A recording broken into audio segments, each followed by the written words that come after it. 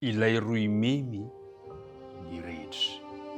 Izany no amaranantsika ny herinandrontsika amin'izao dinidiniky izao. Ho anao soalam-pitiavana.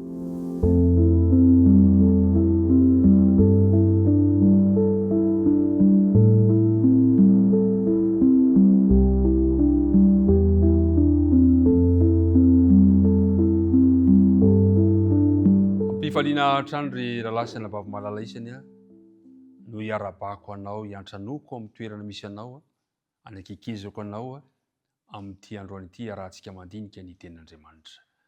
Ombanao mandrakariva ny Andriamanitra ary ny fiadanan'i Jesosy ny anenika ny foamam-panahinao sy ny ankohonanao. Dia hiaraka hivavaka risika ankehitriny. Tompo malalo, misaotranao izahay no ny fitiavanao sy ny famondram-ponao. Misaotrany amin'ny fitantanana rehetra, misaotrany amin'ny fahasoavanao tamin'ny fiainana tsirairay avy.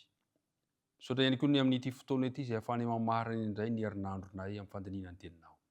Amelany heloko ay Andriamanitra ary aoka mba ho vita fihavanana aminao izahay. Ny fananainao masina ihany kosa ny toetra temponay hitari-dalana anay amin'ny fianarana ny teninao. Anaran'i Jesosy nangatana ny vavaka. Amen. Ny Exodosy 4:1-7 no andinina nafinaritra, mampahery, kanefa andinina tao tadina tamin'ity herinandro ity, dia ilay manao hoe hoy Jehovah. Jereo ny ilay teny, efa hitako tokoa ny fahorian'ny oloko izay any Egypta, ary efa reko ny fitarainana nataon'ny mpampiasa azy, eny fantatro ny alahilony. Dia efa nidina aho izao hamonjy azy amin'ny tany Egyptiana ka hitondra azy hiakatra hiala amin'izany tany izany ho any amin'ny tany soa sy malalaka, dia any amin'izay tany any amin'ny tany Kananita sy ny Etita sy ny Amorita sy ny Perizita sy ny Hivita ary ny Jebosita. Tamin'ity herinandro ity dia nahitatsika ny antso manaitra avy tao amin'ny roy memy ny rehetra ny antsonan'ny Mosesy. Io fiantsona io no azo lazany hoe fanandramana mahery vaika nanovany fiainan'ny Mosesy. Ary tadio ry mpiara-mianatra namana fa niankina tamin'ny fanekeny sy ny fankatoavana izany iraka izany ny zava-dehibe ny tranga teo amin'ny fiainany. Iraka izay hitarika ny vahoakan'Andriamanitra hivoaka avy any Egypta ho any amin'ny tany nampanantenaina.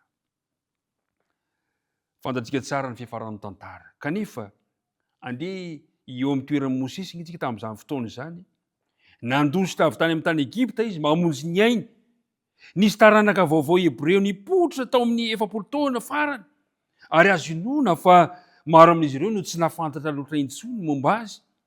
Na mety nalala aza angamba fa atao hoe mety diso. Kanefa dia ankehitriny izy dia irahin'Andriamanitra, antsona izy hitondra izany vahoaka izany indray hiala ao amin'ity firenena matanjaka ity. Tsy mahagaga raha toa ka niaotra izy tamin'ny voalohany. Fa saingy izao, rehefa naharesy lahatra azy ny fitantanan'Andriamanitra sy ny fomban'Andriamanitra dia eny fananaiky izy. Eny asa sarotra tokoa izany. Saingy, ry mpiara-mianatra namana, saintsaina ake ny zavatra nitranga raha toa ka nandahatra amin'ny farana izy ka tsy nanaiky ny antson'Andriamanitra. Inona tokoa ny zavatra nitranga? Mety ho nanjavona teo amin'ny tantara ny momba azy.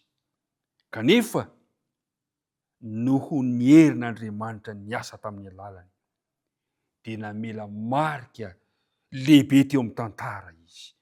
Ary anisan'ny olona mahery sy nanan-danja indrindra teo amin'ny tantarany izao tontolo izao mihitsy, fa tsy amin'ny Baiboly fotsiny, Mosesy. Ry mpiara-midinika namana, nisy fotoana ve natsapahanao fa niantso anao Andriamanitra? Amin'ny fotoana anekenao azy. Dia izao tadio tsara fa hombanao Andriamanitra. Ary amin'ny fanekenao azy, noho ny herin'Andriamanitra izay miasa amin'ny alalanao, dia mamela marika be eo amin'ny tantarako izany fanekenao an'Andriamanitra izany. Tadio tsara fa ny 7 taona voalohany dia niezaka amin'ny herin'ny tenany Mosesy saika mba hamonjy ny vahoakan'Andriamanitra tao Egypta. Tsy vitany izany.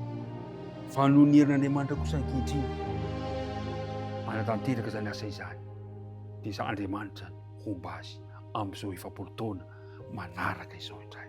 hiditra ao amin'ny 20 taona famaranana tantaram-piainana Mosesy antsika. Zany hoe 20 taona zany no nanomanan'Andriamanitra Mosesy anatanteraka izany iraka nampanaovina azy zany. Homba azy Andriamanitra. Ary raha homba Mosesy Andriamanitra tamin'izao fotoana zany, hombanao ihany keo Andriamanitra. Dia misaotra antsika rehetra tamin'ny fiarahana nandritra izay herinandro izay, averiky ny mandeha hitan'Andriamanitra ny fahoriantsika, fantany ny alahelo-tsika, ary efa nientin'Andriamanitra hamonjy antsika, ary nomeny Jesosy mba ho fanatanterahana izany famonjena izany. Ampahirenao any ny Tompo hitantana anao mandrakarivan'izy. Hivavaka isika Tompoko. Andriamanitra rainay io misaotra anao izahay noho ny fotoana sarobidy nomenao anay nahafahana nandinika ny teninao. Misaotra ihany koa ny amin'reto mpiaino, mpiara-mianatra maro dia maro ireto. Ny fanirenay Andriamanitra dia ingeny ampahery anay izany tantara Mosesy izany, ka tonga anay tsy salasala intsony hiara hiasa aminao. Satria ambadika izany fanekena ny antsonao izany dia fitahiana manana ampiampy nomenao anay tsirairay avy. Dia mitahy ary anay, mitahy izay mahakasika anay tsirairay avy, mitahy reto mpiara-midinika reto. Amin'ny anaran'i Kristy Angatana Vavaka.